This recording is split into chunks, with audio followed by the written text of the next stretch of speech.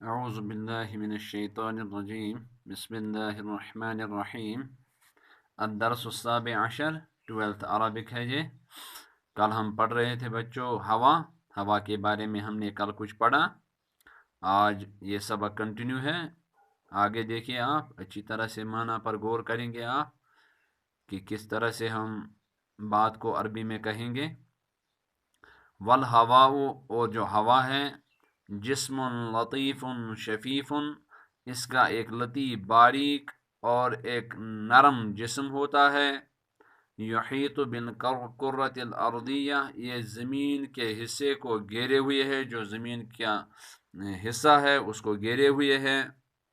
تو جسم یہاں پر جو ہے وہ موصوف ہے، اور ایک موصوف کے کئی صفتیں آ سکتی ہیں۔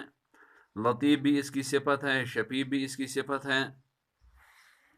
بالکرۃ الارضیہ، یہ موصوف صفت ہے یہ بھی۔ وَيَعْلُو فَوْقَهَا إِلَى بَعْد، وَيَعْلُو، اور زمین کے اوپر، فوقہا زمین کے اوپر جو ہے یہ ہوا جو ہے، ہوا کی موجودگی ہوتی ہے۔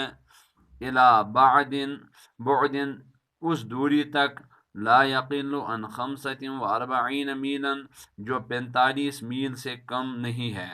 یعنی جو زمین سے اوپر جب ہم آسمان کی طرف جاتے ہیں تو تقریباً 45 کلومیٹر کی میل کی مسافت تک جو ہے وہ ہوا کا وجود ہوتا ہے۔ وَهُوَ مُنْتَشِرٌ، اور یہ جو ہوا ہے یہ پھیلا ہوا ہے، فی کل مکان، ہر جگہ پر، علی سطح الارض، زمین کے سطح پر۔ وما تظنہ، اور جو تم سوچ رہے ہو، من الامکنۃ، جگہوں میں سے، والآنیۃ، اور برتنوں میں سے، خلوا من الہوا، کی یہ ہوا سے خالی ہے، انما ہوا مملوء بہ، حالانکہ وہ اس سے بھرے ہوئے ہیں۔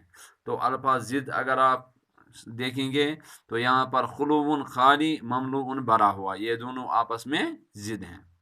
وَحَسْبُكَ دَلِيلًا، اور تمہارے لیے کافی ہے دلیل کے لیے، علی وجودہ، کہ یہ موجود ہے، فی مکان مغلق، بند جگہوں میں بھی، کہ ہوا موجود ہے بند جگہوں میں بھی۔ انک اذا حرکت یدک بسرعت، کہ اگر آپ تیزی سے اپنے ہاتھ کو حرکت کرو گے، اپنے ہاتھ کو ہلاؤ گے، احسست بہ، تمہیں محسوس ہوگا، یعترض حرکتها، کہ اس کی جو حرکت ہو رہی ہے، ہاتھ کی حرکت، اس کے ساتھ کوئی چیز ٹکرا رہی ہے۔ وَهُوَ مُعَلَّفٌ مِّنْ عُنصُرَيْنِ، اور جو ہوا ہے یہ دو چیزوں سے ملا ہوا ہے، دو چیزوں کا مرکب ہے۔ احدہما یسمى الاکسیجن، ایک کو آکسیجن کہتے ہیں، والآخر ازت، اور دوسرے کو کاربن ڈائی آکسائڈ کہتے ہیں۔ بنسبت 23 جزءا من الاول، جو پہلا جز ہے یعنی آکسیجن کی مقدار جو ہے وہ 23% ہوتی ہے اس میں، الی 77 من، جو دوسرا ہے کاربن ڈائی آکسائڈ، اس کی تعداد جو ہے وہ 70 و 77% ہوتی ہے۔ فی کل 100 جزء مقدر الوزن، جو 100 جز یعنی 100% میں سے ہم نکالتے ہیں اس کو، ہر 100% میں اگر آپ دیکھو گے اس کی پرسنٹیج جو ہے وہ 23% آکسیجن ہوتا ہے، اور باقی جو 77% ہے وہ کاربن ڈائی آکسائڈ ہوتا ہے۔ علی انہ لا یکون خالصا، آپ اس کو دیکھو گے کہ جو ہوا ہے یہ خالص نہیں ہوتا ہے، بل یمتزج بمواد اخرى، بلکہ اس میں اور بھی کئی چیزیں ملی ہوئی ہوتی ہے، کل خامز الکربونی، جیسے کاربن ڈائی آکسائڈ ہے، و بخار الماء، اور پانی کے قطرے ہوتے ہیں، وغیرہما، اور ان کے علاوہ بھی اس میں بہت ساری چیزیں موجود ہوتی ہیں۔ تو یہاں پر آپ دیکھو گے کہ ضمیر کا استعمال ہوا ہے، غیرہما، تو ضمیر ہم نے پڑھا ہے اس سے پہلے بھی سبق میں، تو ضمیر کے بارے میں ہم نے یہ پڑھا کہ اگر واحد ہوگا تو ہو استعمال ہوگا، اگر دو ہوں گے تو ہما استعمال ہوگا، اگر زیادہ ہیں تو ہم استعمال ہوگا۔ اس میں یہ بھی دیکھنا ہے آپ کو، اگر مذکر ہے تو مذکر ضمیر استعمال ہوگی، اگر مؤنث ہے تو پھر तो फिर मुअन्नस ही ज़मीर भी इस्तेमाल होगी। उसकी मिसाल भी आएगी, वयतबादलुल हैवानु वन्नबातु अल हवा।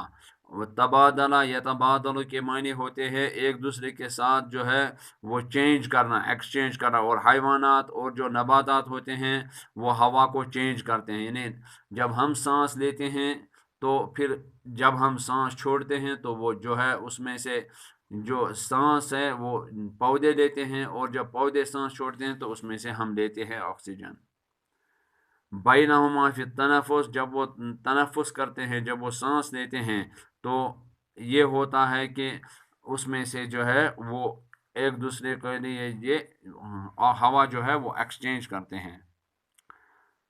जैसे हम देखेंगे कि इसीलिए ये कहा गया है यहाँ पर, इस चीज़ की तरफ भी अहमियत दी गई है कि कैसे हमें ये करना चाहिए कि हमें क्यों ज़्यादा से ज़्यादा जो है वो पौधे लगाने चाहिए, ताकि जो है हैवानात जो होते हैं वो उन्हीं से क्या करते हैं, हवा हासिल करते हैं। तो इसको आप देखोगे अच्छी तरह, इंशाअल्लाह कल हम इस सबक को ख़त्म करेंगे।